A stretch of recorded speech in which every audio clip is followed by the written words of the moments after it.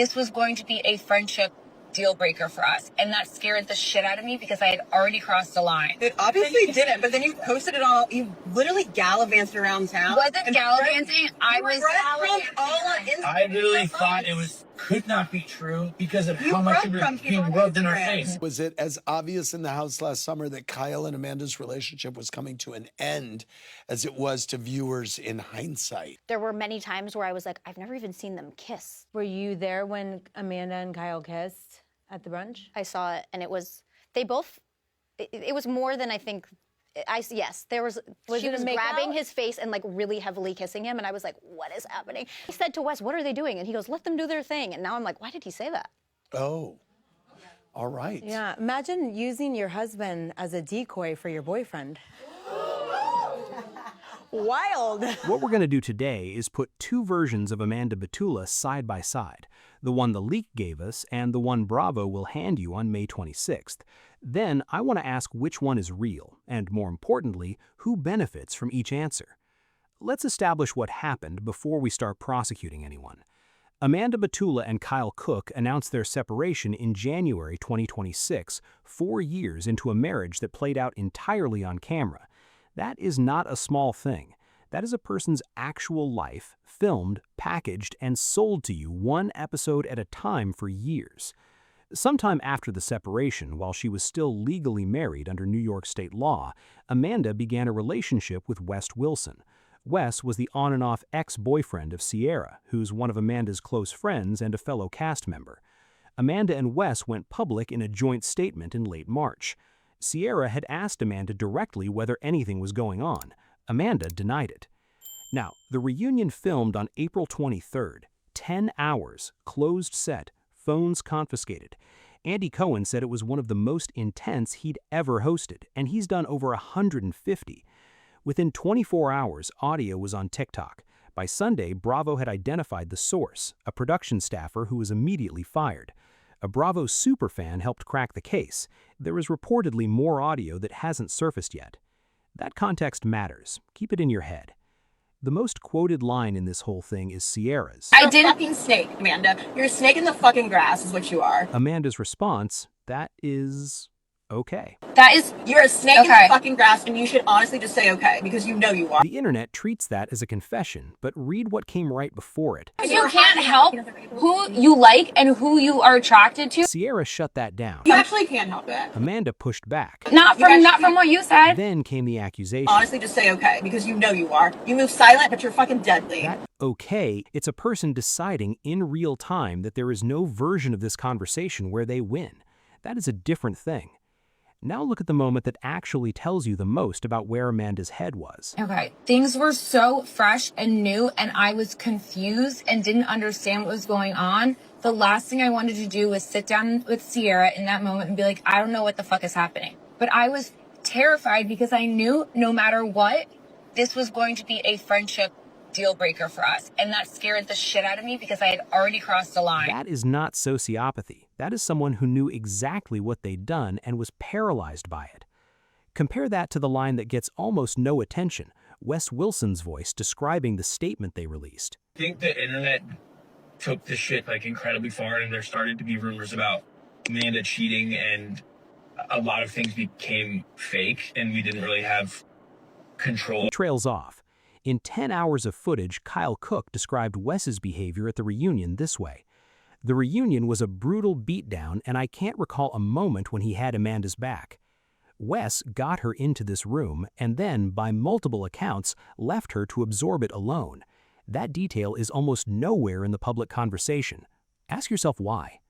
Here's what people keep brushing past. Amanda was separated, not quietly, publicly. A joint statement in January. She moved out.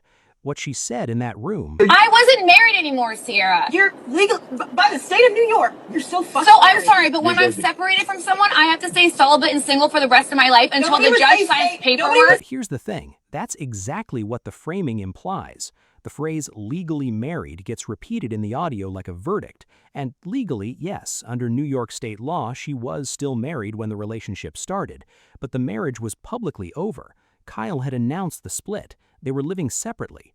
The question of whether Amanda behaved badly towards Sierra is legitimate and real. She lied when asked directly, that's documented. But the framing of legally married, used repeatedly, flattens a genuinely messy situation into a clean moral crime. Now, here's the critical question for what you're about to watch on May 26th. Bravo filmed that marriage. Bravo filmed the separation. Bravo has at minimum a strong storytelling incentive to present Amanda as a villain with a clean villain arc, because that arc is easier to edit. And Amanda, who made a complicated call during the messiest year of her life, is harder to score music to. And Amanda, who is a snake in the grass, gives you a season. This is how the format works. Why did the comments land on snake and stop there? Because the leak handed over something the format doesn't usually provide: unmediated emotion. No music, no cutaways, no talking head to tell us how to feel, just voices in a room. And when you hear Sierra's pain, raw, unscored, uncut, you feel it, and you assign blame immediately because that's what we're trained to do by years of watching this exact format.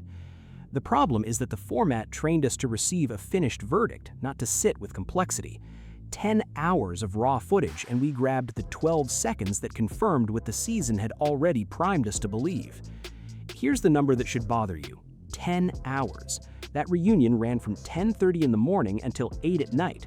What gets aired is a fraction of that. Every single cut between now and May 26th is a decision about whose version of Amanda Batula you're allowed to form an opinion about.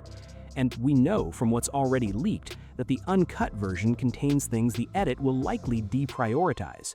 Wes leaving her alone at the table, Amanda's admission of guilt being more layered than the villain arc requires, the divorce context undermining the clean narrative of a woman who betrayed her husband. Let's talk about that statement one more time. The Summer House reunion audio leak represents a serious breach of trust and a clear lack of respect for the cast, crew, and the integrity of the production process. Cast, crew, the integrity of the production process. Bravo is not primarily upset that Amanda was humiliated. Bravo is upset that their product shipped early without their packaging on it. The investigation moved in 48 hours. A Summer House fan helped identify the source by comparing background noise, voice positioning, mic clarity, and the way certain cast members sounded depending on where they were seated during past reunions. They noticed the audio didn't sound like a phone recording from inside the room. It sounded like it was pulled from a cleaner feed, something closer to production audio being played back and re-recorded.